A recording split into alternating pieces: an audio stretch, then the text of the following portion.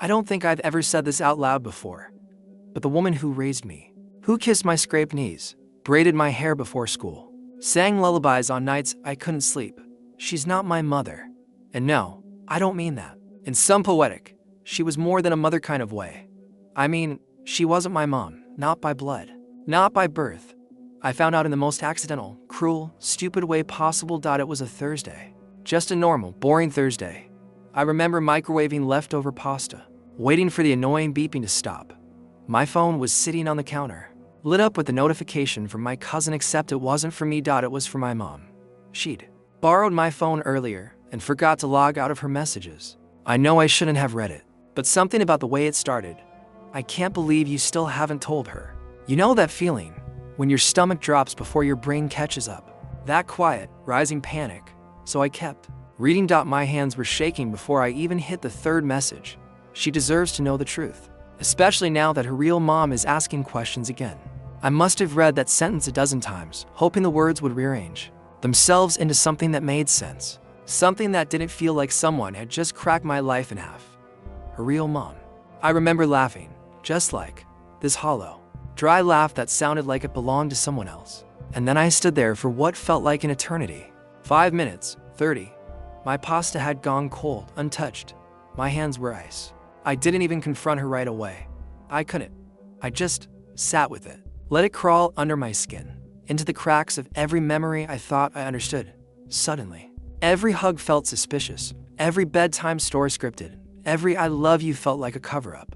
A lie I didn't know I was being fed since I was old enough to walk. And the worst part, I didn't feel betrayed at first. I felt lost. Like if she wasn't who I thought she was, then who the hell was I? Was any of it real? Was I real? I kept asking myself the same question over and over again. If she's not my mother, then who is? And maybe more importantly, why didn't she tell me? Asterisk before all this, before that message, before the questions, before everything started to feel wrong. She was just my mom. No asterisk, no doubt, no space between us. I used to think we were closer than most daughters and mothers, like the kind of closeness you don't notice until you see other people don't have it. We shared everything, inside jokes, matching pajamas. Every Christmas, she'd always bring me a little snack plate when I studied late apple slices, and those awful cheese cubes I secretly hated but never told her, just because it made her happy to make them. When I had nightmares as a kid, she'd lie beside me and hum until my breathing slowed, and she'd stay. Even after I fell asleep, she'd stay, pretending like she was just resting her eyes. She always smelled like vanilla and clean laundry. That scent, it meant safety. And God, the way she looked at me like I was her world, like nothing I could ever do would shake her love for me. That kind of love, it wraps around you like a blanket you don't even know you're wrapped in, until someone rips it off. We had our fights, sure, but even those felt safe. She never yelled. She'd just sigh, rub her temples, then sit me down like we were solving a puzzle together. Help me understand you, she'd say. And I'd always feel guilty, like I was disappointing the one person I never wanted to hurt. She was at every school recital, every play, every awkward parent-teacher conference when I couldn't stop talking in class. And after each one, she'd squeeze my hand and whisper, "You have so much light in you, baby. Don't let the world dim it." I believed her. I did. Looking back now, I think part of me needed to believe it. Because when someone loves you like that, you don't question it. You don't imagine it could ever be built on something hidden, something kept from you. I remember this one night. I must have been 10 or 11. I got sick, the kind where you're shivering and sweating all at once. I was throwing up, sobbing, panicking because I couldn't breathe right, and she held me the whole time. Didn't sleep a second. She sat on the cold tile floor, rocking me, whispering, "It's okay, baby. I've got you. I've always got you." She said that a lot. Always. Always. And I clung to those words like a lifeline. That's what makes it so hard now. Because if that was love, and I still believe it was then, why didn't she think I could handle the truth? Why didn't she trust me the way I trusted her? I keep asking myself, was she scared I'd stop loving her? Because honestly, I don't know if I've ever stopped. But something broke, something deep, and I can't stop grieving what we had, even though it wasn't what I thought it was. How do you mourn something that still exists, just not in the way you believed? How do you let go of the version of your life that only lived inside your head? And what do you do with all the love that's still there when the ground beneath it is gone? I didn't mean to find out. I wasn't snooping. I wasn't digging through boxes or searching for secrets in dusty closets. I wasn't looking to break my own heart. It was just timing. Bad timing. Or maybe the universe. I don't know. Deciding it was time for the curtain to fall, like I said. She had borrowed my phone. We'd been at the store and hers died. So I had let her use mine to check something online. She must have stayed logged into her messages by accident. I wasn't trying to pry. I wasn't. But the preview popped up while I was standing in the kitchen, waiting for the damn microwave.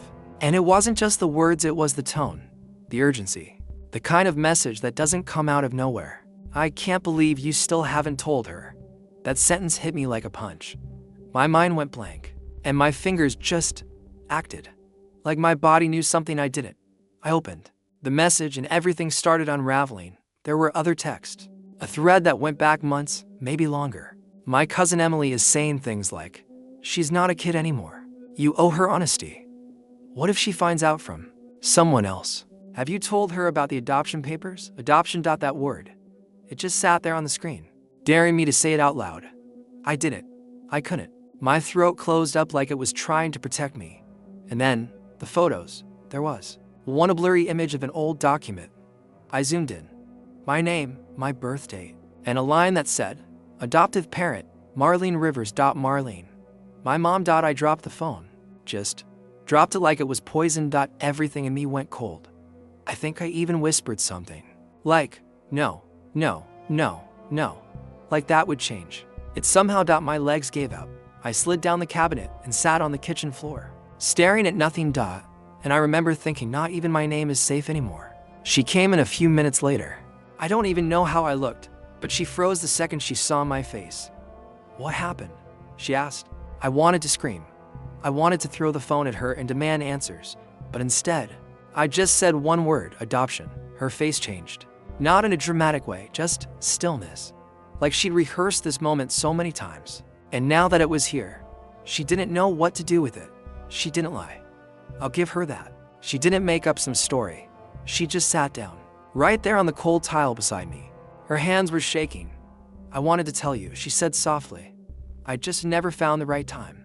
I looked at her, and I saw fear, shame, love, all tangled up behind her eyes. And for a split second, I almost felt sorry for her, but that split second was crushed by this rage, hot and primal, rising in my chest. "When were you going to tell me?" I snapped. "When I turned 40. When did I have my kid?" "Never." She didn't answer, just kept whispering, "I'm sorry. I'm so sorry." Over and over. But sorry didn't put the pieces back. Sorry didn't explain why my entire existence had been edited, redacted, and reshaped into something easier for her. She said she loved me, that nothing had changed, but everything had.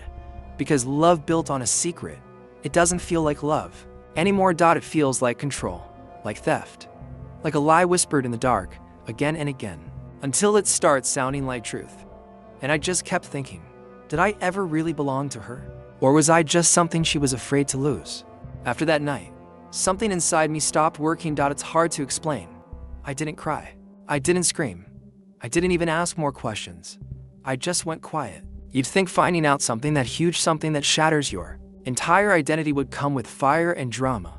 But sometimes the worst kind of pain isn't loud. It's silent. It's sitting at the dinner table, picking at your food, while the woman who raised you, who you used to call mom without a second thought, pretends like she's not breaking inside, too. We didn't fight. Not really. We just stopped knowing how to talk. I avoided her eyes. She gave me space. Too much space. Like she was afraid even breathing near me would make it worse. The house got colder. Not literally, but in that way where you feel like you're living inside a memory that doesn't belong to you anymore.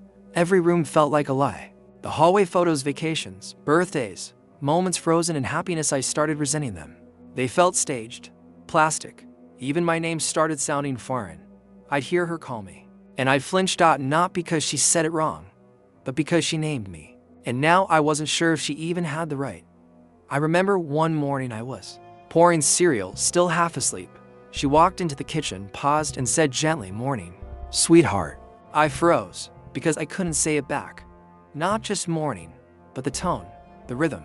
The sweetheart part broke me. It used to make me feel safe. Now it just felt like she was clinging to something that had slipped through her fingers. We started orbiting around each other like strangers, still living under the same roof. But on opposite sides of a wall, neither of us knew how to break down. She'd leave notes instead of knocking on my door. Little things. Dinner's in the fridge. Let me know if you need anything. She signed them all with love. Mom. And every time I stared at that word mom like it had turned into something fragile and unfamiliar. I didn't throw them away. I kept every note. God knows why. Maybe because even when I hated her, I still needed her to try. We didn't talk about it again for weeks, and when we did, it wasn't even a conversation. It was a whisper in the dark. I was in bed, staring at the ceiling, pretending to sleep. She opened the door just a crack. Her voice trembled. I know I lied to you. I know I should have told you years ago. But I was scared. I loved you so much. I thought if I told you the truth, you'd stop being mine. Then silence. She didn't wait for a response. Just closed the door and walked away.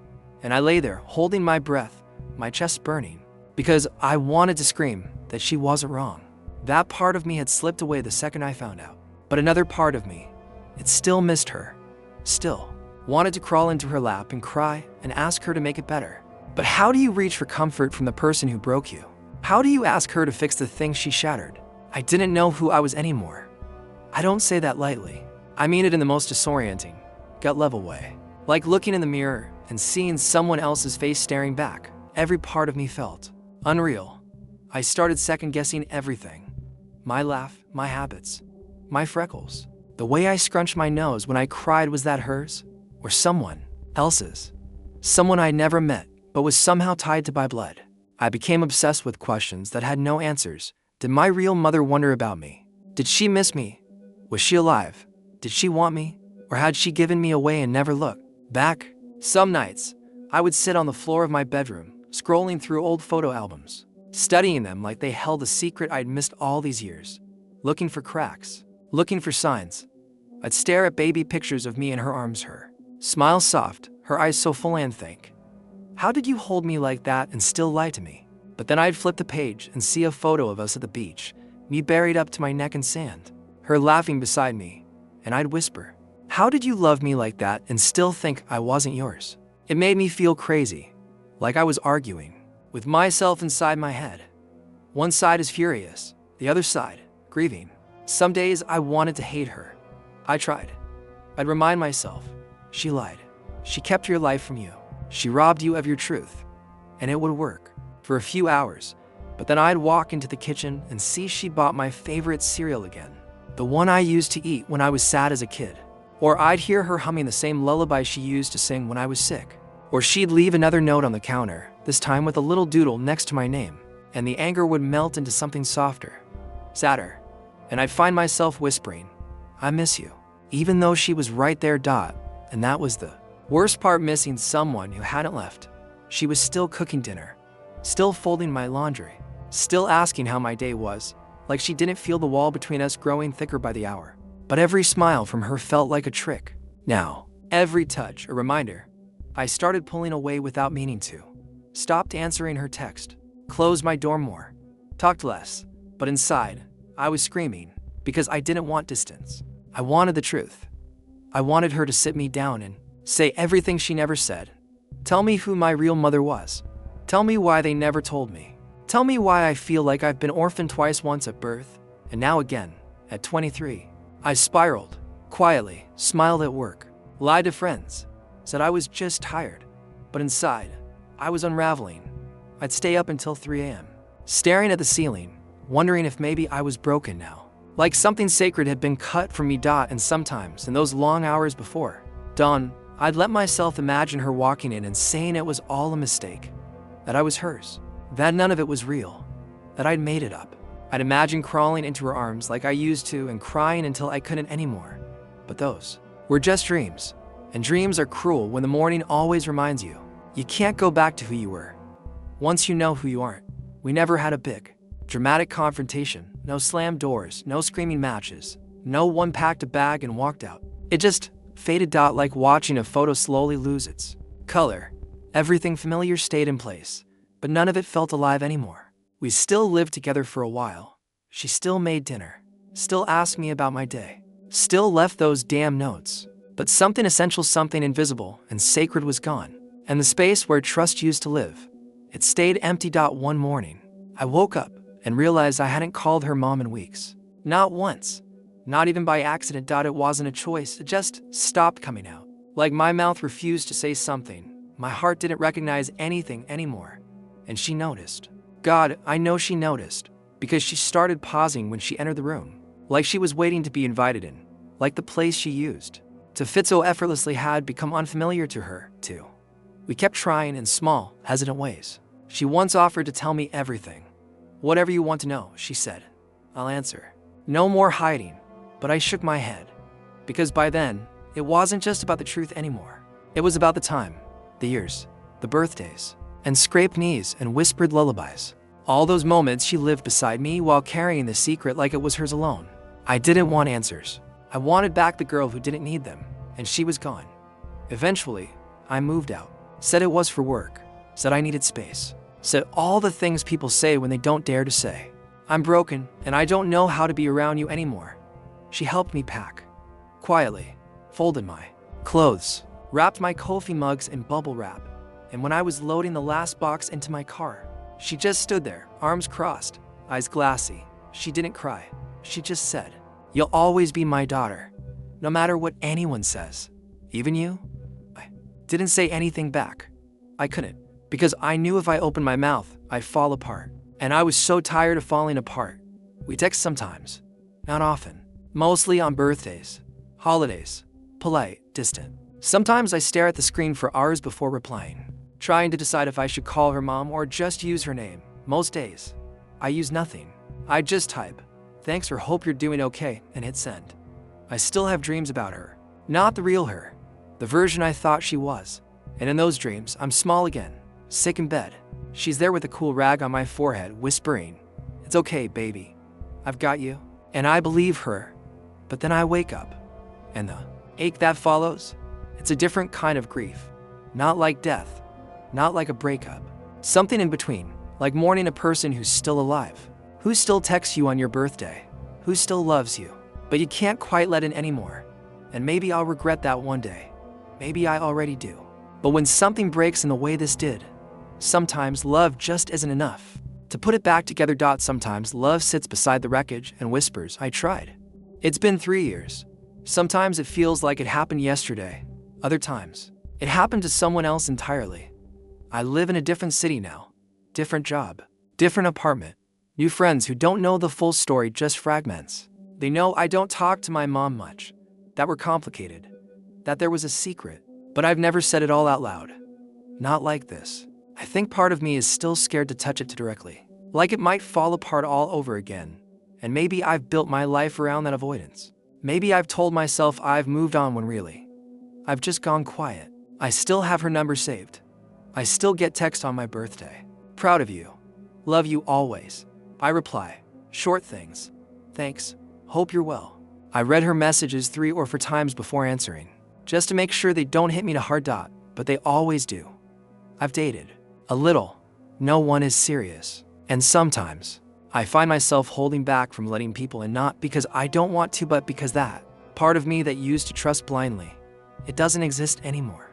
I envy people who've never had to question where they came from, people who complain about overbearing parents or awkward family dinners. They don't know how lucky they are to have something solid, even if it's messy. Because when the foundation of your identity cracks, you don't just rebuild once, you rebuild forever. You start wondering what else you've been wrong about. Who else is holding pieces of your story in their hands? I thought for a long time about reaching out to my birth mother. I even found her name, her face, but I haven't called. Not yet. Not because I don't want to know her, but because I'm terrified she won't want to know me. And what if she does? What if she's everything I've ever wondered about, and it still doesn't fix the hole inside me? What then? Sometimes I look at old photos, ones with my not mother, Marlene, and I try to see her the way I used to. Soft, familiar, mine. But there's always a shadow now, like something standing between us. Not anger, not anymore. Just distance and grief because the truth is, I still love her.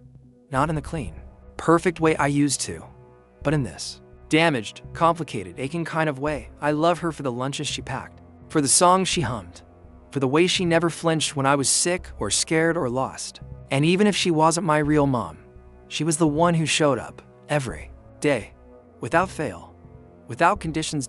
And I don't know if I'll ever be able to fully forgive her. But I'm trying, because some part of me still believes that love like that doesn't just disappear. It lingers, quietly, in the corners, in the silence, in the space between the words we'll probably never say. And maybe that's the saddest part. Not the lie, not the truth, but the almost. We almost had forever. We almost made it through. And I'll carry that almost with me for the rest of my life.